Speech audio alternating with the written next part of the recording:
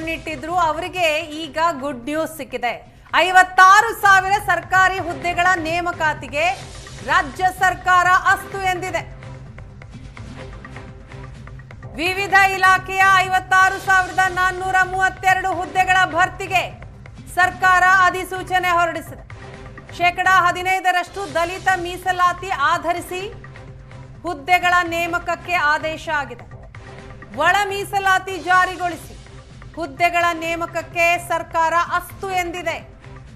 ನೇಮಕಾತಿಗೆ ಒತ್ತಾಯಿಸಿದ್ದ ಯುವಕರ ಹೋರಾಟಕ್ಕೆ ಸರ್ಕಾರ ಕೊನೆಗೂ ಕೂಡ ಮಣಿದಿದೆ. ಸಂಪುಟ ಸಭೆಯ ನಿರ್ಣಯ ಅಧಿಸೂಚನೆಯನ್ನ ಹೊರಡಿಸಿದ ಸರ್ಕಾರ 50% ಮೀಸಲಾತಿ ಮೀರದಂತೆ ಸರ್ಕಾರದಿಂದ ಎಚ್ಚರಿಕೆಯ ನಡೆ. 15% ದಲಿತ ಒಳ ಮೀಸಲು ಆಧರಿಸಿ 56,000 ಹುದ್ದೆ ಭರ್ತಿಗೆ ಸರ್ಕಾರ ಅಧಿಸೂಚನೆ ಹೊರಡಿಸಿದೆ. ಸರ್ಕಾರಿ ಹುದ್ದೆಗಳ ಮೇಲೆ ಕಣ್ಣಿಟ್ಟಂತಹ ನಿರುದ್ಯೋಗಿಗಳಿಗೆ ಗುಡ್ ನ್ಯೂಸ್ ಇದು. 56,000 ಸರ್ಕಾರಿ ಹುದ್ದೆಗಳ ನೇಮಕಾತಿಗೆ ರಾಜ್ಯ ಸರ್ಕಾರ ಅಸ್ತು ಎಂದಿದೆ.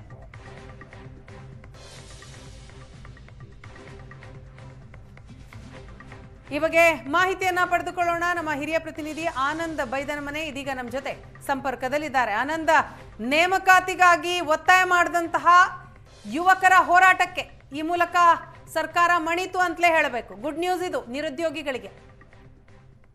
ಸರ್ಕಾರದ ಇವತ್ತಿನ ನಿರ್ಧಾರ ನಿಜವಾಗ್ಲೂ ಕೂಡ ಉದ್ಯೋಗದ ನಿರೀಕ್ಷೆಯಲ್ಲಿದ್ದಂತ ನಿರುದ್ಯೋಗಿಗಳಿಗೆ ಒಂದ್ ರೀತಿ ಗುಡ್ ನ್ಯೂಸ್ ಅನ್ಬಹುದು. ಆದ್ರೆ ಇವೆಲ್ಲವೂ ಕೂಡ ನ್ಯಾಯಾಲಯದ ಅಂತಿಮ ತೀರ್ಪಿಗೆ ಒಳಪಟ್ಟು ನೇಮಕಾತಿಗಳನ್ನು ಮಾಡುವ ನಿರ್ಧಾರವನ್ನು ಸರ್ಕಾರ ತೆಗೆದುಕೊಂಡಿರತಕ್ಕಂಥದ್ದು.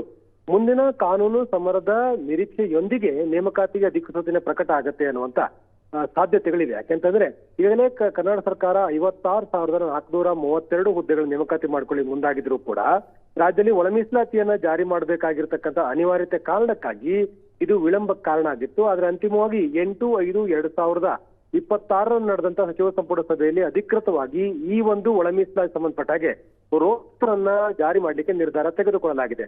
ಒಳ ಮೀಸಲಾತಿಯ ರೋಸ್ಟರ್ ಅನ್ನ 400 ಬಿಂದುಗೆ ನಿಗದಿ ಮಾಡಿ ಸರ್ಕಾರ ನಿರ್ಧಾರ ತೆಗೆದುಕೊಂಡ ಬೆನ್ನಲ್ಲೇ ಹುದ್ದೆಗಳ ನೇಮಕಾತಿಗೆ ಅಧಿಸೂಚನೆ ಪ್ರಕಟ ಮಾಡಲಿಕ್ಕೆ ಅಂತಿಮ ಅಧಿಸೂಚನೆಯನ್ನ ಸರ್ಕಾರ ಪ್ರಕಟ ಮಾಡಿದೆ.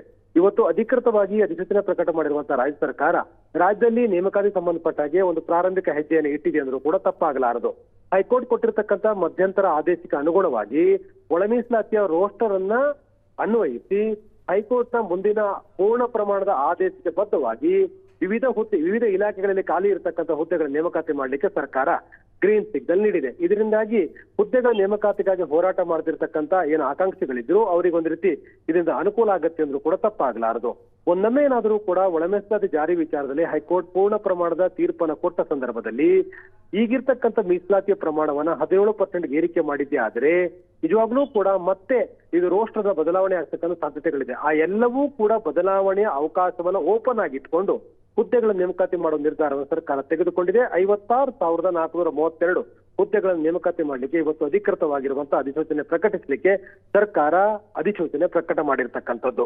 ಸೊ ಹಾಗಾಗಿ ಇವತ್ತು ಸರ್ಕಾರ ತೆಗೆದುಕೊಂಡಿರೋ ತೀರ್ಮಾನ ಉದ್ಯೋಗದ ನಿರೀಕ್ಷೆಯಲ್ಲಿರ್ತಕ್ಕಂಥ ನಿರುದ್ಯೋಗಿಗಳಿಗೆ ಒಂದ್ ರೀತಿ ಗುಡ್ ನ್ಯೂಸ್. ಆದ್ರೆ ಇವೆಲ್ಲವೂ ಕೂಡ ಮುಂದಿನ ಹೈಕೋರ್ಟ್ನ ಅಂತಿಮವಾಗಿ ತೀರ್ಪಿಗೆ ಒಳಪಟ್ಟಿದೆ ಅಂದ್ರೂ ಕೂಡ ತಪ್ಪಾಗಲಾರದು. SC/ST ಕೊಡಬೇಕಾಗಿರ್ತಕ್ಕಂಥ ಪ್ರಮಾಣವನ್ನ ಬಿಟ್ಟು ಉಳಿದಿರ್ತಕ್ಕಂಥ ಹುದ್ದೆಗಳ ನೇಮಕಾತಿ ಆಗಬೇಕು ಅಂತಕ್ಕಂಥ ಒತ್ತಾಯ ಇತ್ತು. ಅದಕ್ಕೊಂದು ಪೂರಕವಾಗಿರುವಂತಹ ಹೆಜ್ಜೆ ಅಂದ್ರೂ ಕೂಡ ತಪ್ಪಾಗಲಾರದು. ಅಂದ್ರೆ ಇದರಲ್ಲಿ ಜನರಲ್ ಮೆರಿಟ್ ಅಲ್ಲಿ ಬರತಕ್ಕಂಥವ್ರನ್ನ ನೇಮಕಾತಿಯನ್ನು ಕೂಡ ತಡೆದೇ ಇರತಕ್ಕಂಥ ಸರ್ಕಾರದ ಕ್ರಮಕ್ಕೆ ತೀವ್ರವಾಗಿರುವಂತಹ ವಿರೋಧವು ಕೂಡ ವ್ಯಕ್ತವಾಗಿತ್ತು. ನೇಮಕಾತಿಗೆ ಅಧಿಸೂಚನೆ ಪ್ರಕಟ ಮಾಡಿ ಈಗಾಗಲೇ ಅರ್ಹತೆ ಇರತಕ್ಕಂತ ಏನು ಅವಧಿ ಇದೆ ಅಂದ್ರೆ ವಯಸ್ಸಿನ ಮಿತಿ ಇದೆ, ಇದು ಎಲ್ಲೋ ಒಂದ್ ಕಡೆ ಮೀರ್ತಾ ಇರತಕ್ಕಂಥ ಸಾಧ್ಯತೆಗಳಿರುತ್ತೆ. ಹಾಗಾಗಿ ತಕ್ಷಣದ ನೇಮಕಾತಿಯನ್ನ ಅಧಿಸೂಚನೆ ಪ್ರಕಟಿಸಬೇಕು ಅಂತೇಳಿ ಒತ್ತಾಯ ಮಾಡಿ ಹೋರಾಟವನ್ನ ನಿರುದ್ಯೋಗಿಗಳು ಮಾಡ್ತಾ ಇದ್ರು. ಅದಕ್ಕೆ ಪೂರಕವಾಗಿ ಸರ್ಕಾರ ಒಳ ಮೀಸಲಾತಿಯನ್ನು ಕೂಡ ಜಾರಿ ಮಾಡಿ ಸಚಿವ ಸಂಪುಟ ಸಭೆಯಲ್ಲಿ ತೀರ್ಮಾನವನ್ನು ತೆಗೆದುಕೊಂಡಿತ್ತು. ಈಗ ಒಳ ಮೀಸಲಾತಿಯನ್ನ ಜಾರಿ ಮಾಡುವ ರೋಸ್ಟರ್ ಅನ್ನ ಅನ್ವಯಿಸುವ ಒಂದು ಪ್ರಕ್ರಿಯೆಯನ್ನ ಒಳಗೊಂಡಂತೆ ಹೈಕೋರ್ಟ್ನ ಮುಂದಿನ ಆದೇಶವನ್ನ ಗಮನದಲ್ಲಿಟ್ಟುಕೊಂಡು ಇವತ್ತು ಅಧಿಕೃತವಾಗಿ 56,432 ಹುದ್ದೆಗಳ ನೇಮಕಾತಿ ಮಾಡುವ ನಿರ್ಧಾರವನ್ನ ಸರ್ಕಾರ ತೆಗೆದುಕೊಂಡಿದೆ. ಇದು ಒಂದು ರೀತಿ ಒಂದು ಉತ್ತಮವಾಗಿರ್ತಕ್ಕಂಥ ಬೆಳವಣಿಗೆ ಅಂದ್ರೂ ಕೂಡ ತಪ್ಪಾಗಲಾರದು. Thank you Anand.